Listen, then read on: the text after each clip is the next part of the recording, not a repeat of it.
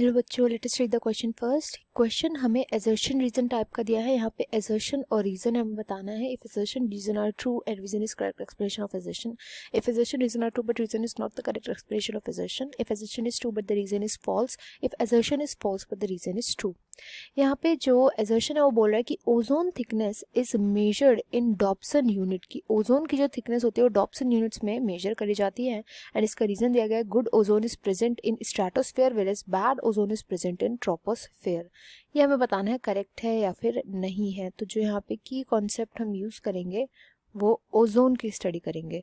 Ozone क्या होती है? ओजोन एक ऐसी लेयर है जो हमारे स्ट्रेटोस्फेयर पे जब प्रेजेंट होती है, स्ट्रेटोस्फेयर लेयर पे एटमॉस्फेयर की जब प्रेजेंट होती है तो इसका फंक्शन होता है हमें यूवी रेडिएशन से बचाना, या हम बोल सकते हैं यूवी रेस से हमें प्रोटेक्शन प्रोवाइड करवाती है ओजोन लेयर। एंड ये वन ऑफ द रीज़न है कि लाइफ पर जो अर्थ पे जो लाइफ है वो पॉसिबल है। ये उसका भी one of the main reason है ओजोन लेयर। ओजोन को हम रिप्रेजेंट करते हैं बाय O3। अब बात करते हैं यहाँ पे असर्शन जो बोल रहा है कि ओजोन की जो थिकनेस होती है, कितनी थिक है, वो मेजर की जाती है in Dobson unit and this is true statement.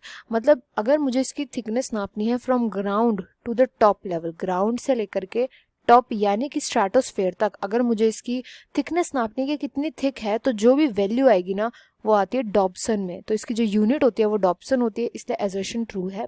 इसका रीज़न दिया गया है कि जो गुड ओजोन होती है वो स्ट्रेटोस्फेयर में होती है। तो देखो गुड ओजोन जो कि मैंने अभी भी बात करी थी, जो हमें प्रोटेक्शन प्रोवाइड करवाती है ना, वो होती है, हमें जो प्रोटेक्ट करती है वो होती है गुड ओजोन, एंड ये स्ट्रेटोस्फेयर में प्रेजेंट होती है, स्ट्रेटोस्फेयर में।